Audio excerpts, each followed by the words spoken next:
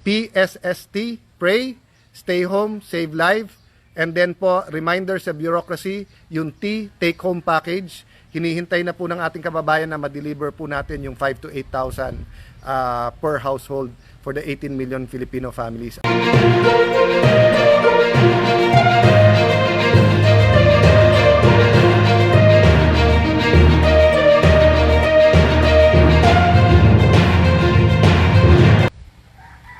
Magandang hapon, sorry for the delay po. Dumaan lang kami ng City Hall pero nasa bahay na po ako ngayon.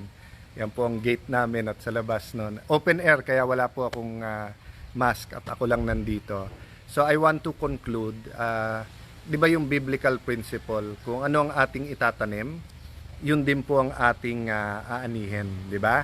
So very clear po na ang Pangulo ay talagang pinipilit po na magtanim ng husto para po may aanihin, no? And ang tinatanim po natin ngayon is talagang saving lives. So please stay home, and I'll address myself in this last part to the bureaucracy, no? Kanina binanggit ko na yung aking kaibigan na nandyan ngayon sa Davao, no, sa hometown niya, si Carlos Munda, told me na it's a race between what will kill us, the bureaucracy or the virus. Sabi ko nga, hindi naman po ako scientist, hindi rin naman po ako doktor. So limited ang masasabi ko sa inyo about the virus, except that it's very contagious and that we should stay home and follow the quarantine rules, no? So having said that, urong lang po ako banda rito kasi like anywhere else may mga dead spot din. So ayan po, no? Okay. So, sinasabi ko nga po kanina, no, na sabi ng kaibigan ko, ano bang papatay sa atin? Yung virus o yung bureaucracy? So, yung virus, there's limited things that I can tell you about it, but 28 years na rin ako sa gobyerno, and during the campaign, di ba, talagang naging isang slogan namin ni Pangulong Duterte yung matapang na solusyon, mabilis na aksyon, no? So I'd like to address the bureaucracy. In general muna, we really have to change the mindset, no? Even yung batas, maraming kongresista at ibang senador wanted more safeguards, but we wanted you to have as much flexibility as we can, no? So before I go to the DSWD where the flexibility is really needed, Department of Health muna, you know, I know na overwhelming yung task. Alam ko yung ibang issue is more a communication issue at ginagawa nyo naman trabaho nyo pag nagtatanong kami, no? But until now, ang tao kasi po may may internet at saka meron pong CNN, BBC, Bloomberg, no? And then may Facebook, may Twitter. So nako-compare ng tao yung approaches ng iba't ibang bansa, maging China, Korea at saka Singapore as good examples, and then very tragically and sadly what's happening sa Italy, of course unfolding ngayon sa US at saka sa Europe, and we're praying for all of them. So sa atin po sa DOH, hindi kasi very clear ang pag-articulate nyo about the public health strategy, no? Na babag down tayo sa debate ng mass testing, na babag down dun sa debate tungkol sa do we have are you buying or not, are you prepared for the PPEs, no? So let's start with the basic, di ba? Ano ang tinitingnan yung period versus yung pag-akyat ng cases and yung pinag-uusapan parati na curve, no? So some of our former DOH secretaries, and hats off po sa inyong lahat, and some of our public health experts katulad po ni Susie Mercado, no, who we worked with when I was in DFA, have been talking a little bit about this, no? I think dapat very clear yan kasi pati yung gaano katagal ang quarantine at yung economic, susunod po dyan eh. Kasi the whole point po is nakatutok tayo sa virus, anong direction. Kumbaga po, know your enemy and know yourself. 'Di ba? Sabi sa Sun Tzu 'yan, 'di ba? So, if you have to know your enemy, ano ba tong virus, paano kumikilos? So, sabi natin lubang nakakahawa, within a meter to 2 meters from each other through droplets nakakahawa. So keep explaining that, but also show the macro, no? Anong mga areas ang kinikonsider natin na may epicenter kung meron man o kung wala pa, no? Anong time period ang tinitignan? So we know na 14 days, 'di ba? Yung quarantine period. You have to keep explaining that, and why the quarantine was initially 1 month. Why are we talking about a 100-day plan? Why are some people looking at May pa magpipik ito, no? So kailangan yan lahat mapaliwanag, which goes to the second issue, which is equipment, no? So sa ibang bansa, meron na pong pinapakita na number of beds, hospital beds, vis-a-vis number of ventilators, vis-a-vis number of population. And we have seen that this saves lives, no? So baka pwedeng, instead of a generic or more general approach to saying that we're preparing and showing yung mga hospitals na makeshift na ginagawa, which we very much appreciate, no? I think the DOH has to start talking or doing the math, no, and showing us na presently sa ating bansa there are only 100,000 beds for 109 million Filipinos. Oh, how many beds do we need and how will we get there? Ganun din po sa ventilators. We have 1,500 kung hindi ako nagkakamali, or kung mali numbers ko kayo na mag-correct, no? Pero ilan ba ang kailangan natin? Sa Italy ba ilan ang meron, no? At anong nangyayari? Kasi ganun po ang approach ng karamihan ngayon, no? Whether they're in the health sector or they're in the sila yung government, prime minister, governors, ganun sila mag-brief para ang tao nakikita. So going to PPEs, pag tinignan mo yung news, may businessman, at salamat po sa inyo, magdo-donate daw 500 million. Ang vice president natin nagre-raise, pinopost niya kung saan ospital. Ang DOH nagpo-post na a few days before nag-deliver ang OVP or a day after, nag-deliver din sila. And then you have private individuals posting their donation or saying kailangan nitong ganyan. So syempre po, ang publiko nalilito din, di ba? So if I was at home and either listening to the radio, watching news, even if I was a journalist, malilito po ako ilan days ba talaga supply natin, o weeks o months? And saan ba ang kakulangan? Is it supply? Is it the money? So it was partially answered, and take note, partially answered, nung sinabi ng health secretary na almost 2 billion worth ang binibili and will be delivered soon. But ano po ba ang inventory at ano ang kailangan? So kung halimbawa sa NCR, no? Do we need 100,000 PPEs? And is that daily? Is that monthly? Quarterly? So there are very good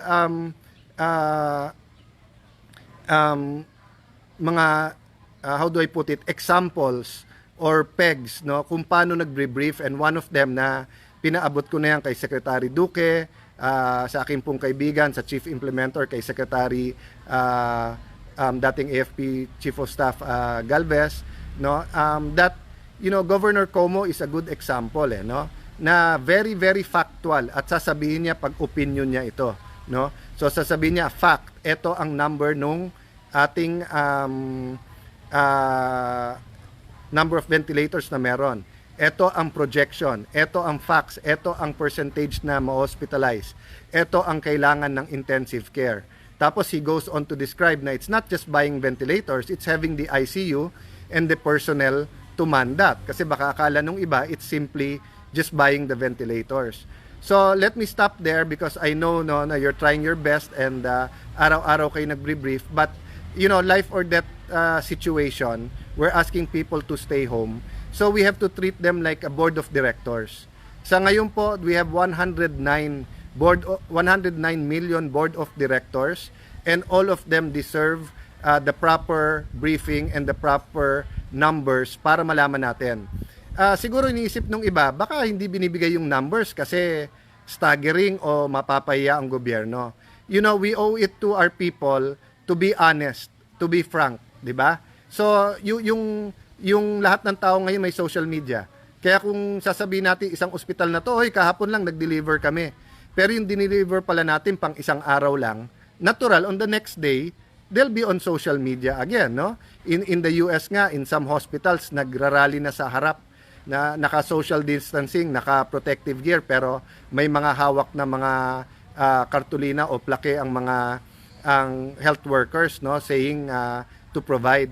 So dito po sa letter ng Pangulo, very clear po yung paghahanap ng pondo at yung pagbibigay ng extra resources sa atin frontliners, lalo po sa medical health workers natin. Pero I think the first thing talaga is protective gear kasi what's money compared to their lives, no? And remember, many of them kaya kailangan ng extra, hindi makauwi kasi nag-aalala sila na ma-infect ang pamilya nila o mahal nila sa buhay. So they're risking their lives for us. So let's be very truthful and frank. People will understand, no? So if we're saying that in the past hindi tayo naka-order kagad but now we're ordering. So etong parating po na 2 billion worth, is it suffice if it last 1 month or 2 months? Is it only with today's projection or kung nag-peak or dumoble o mag times 10 ang infected, kasya pa rin ba ito, no? So ito po ang I think ang way that to move forward by being very frank, honest, being very detailed, no, sa atin mga kababayan. Treat them as a board of directors that they have the right to know and the right to review the numbers. Pati yung iba nating mga public health experts at saka yung iba nating mga former officials ng DOH, lalo secretaries, I don't think they want to hit the DOH. I don't think there's any politics na here. There are few, but kukunti lang yan. Mostly, they just want the people to know the truth and they want us to be very candid, no? And the president has been very candid, so I think all of us have to do that, no? So which brings me now to DSWD. I saw the numbers ng food production compared sa day-to-day o sa ibang emergencies. Grabe po ang dami na nagawa ninyo. And saludo po ako. I know you're working hard. I know you're calling on everyone given the circumstance to be able to help. But kung titingnan mo kasi yung numbers ng nagawa under the present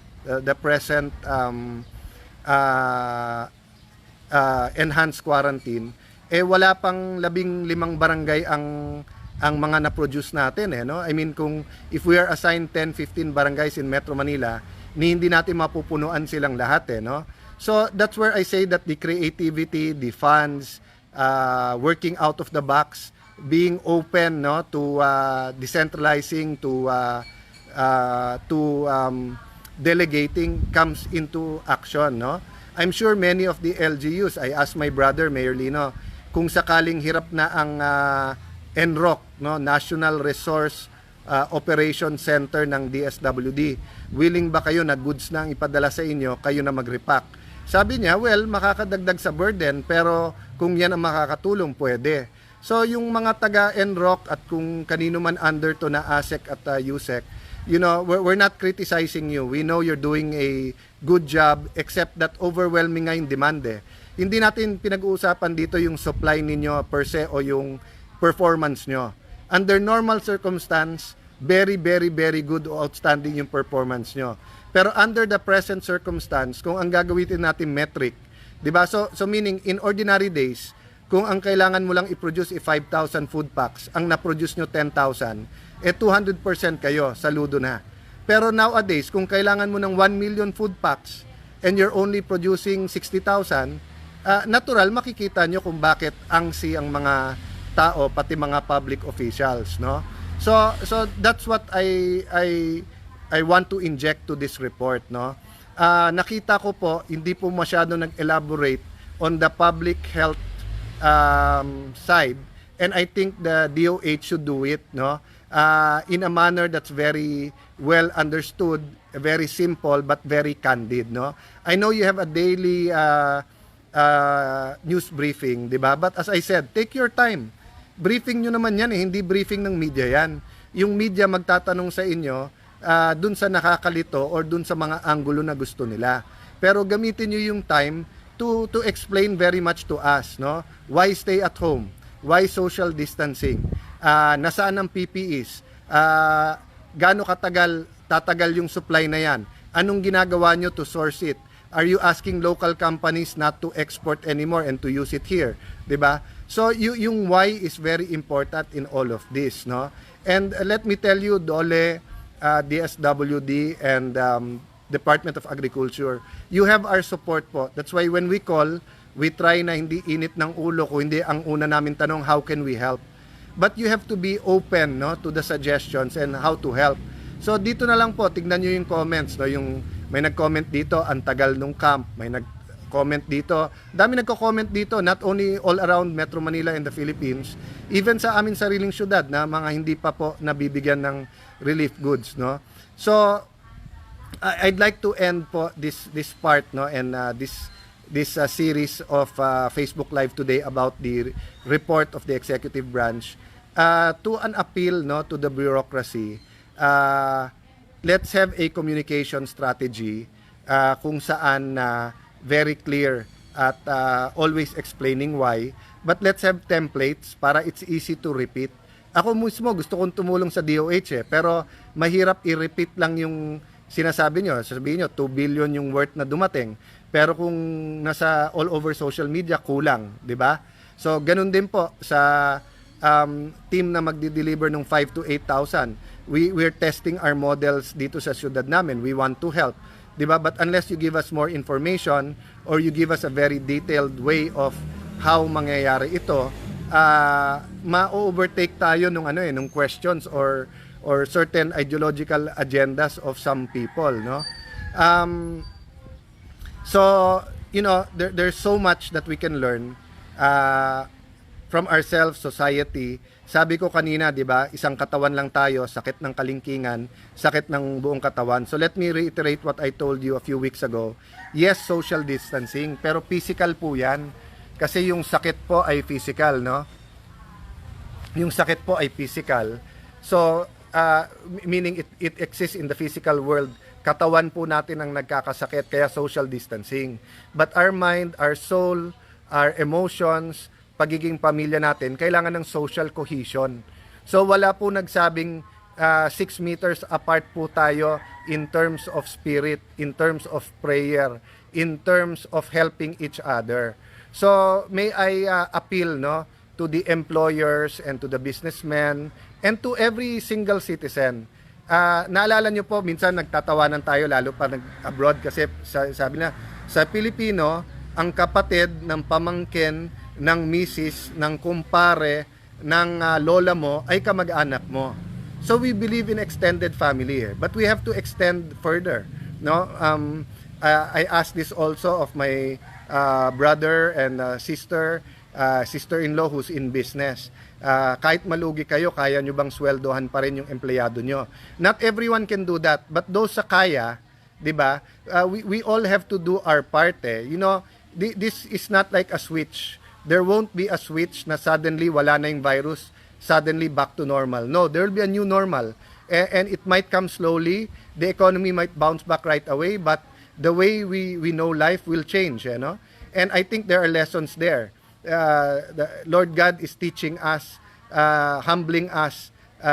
Daming nagkakaroon ng realization sa mga panahon na to. But one thing we have to realize is that sa teachings ng different religions, no, and ako bilang Kristiyano, ano sabi, love God above everything with all your heart, spirit and mind, with all your strength, and love neighbors as you love yourself. So loving our neighbors, you know, is a constant reminder when we get back to the rat race that we call life, or yung talagang unahan, di ba, who is better, who gets elected, who earns more profit, who has more in life. Minsan contest din, paramihan na natulungan. We will all see that in the end it's a question of love. Do we love our neighbors as much as we love ourselves, or do we love money, or do we love positions, do we love life more than anything else, no? So we're all into idolatry one way or the other, which we're not supposed to be, and maybe that's one of the lessons we're all learning from this.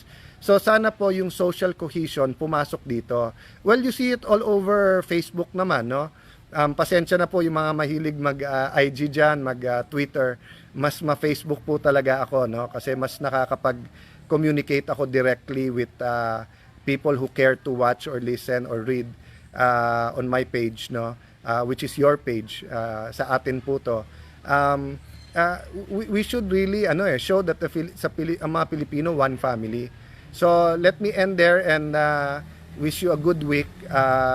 Tomorrow siguro po ipreprint ko yung guidelines at himay naman po natin yan I was on a Zoom conference kanina with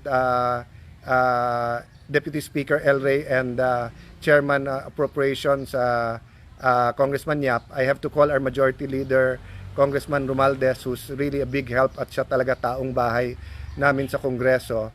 Before siguro I call the senators tungkol dun sa Oversight Committee. But rest assured po no, na we will not, during this time, lalo na sa bahay kayo and this affects you so much, we'll try to be as candid and give you as much information as we can. God bless you everyone.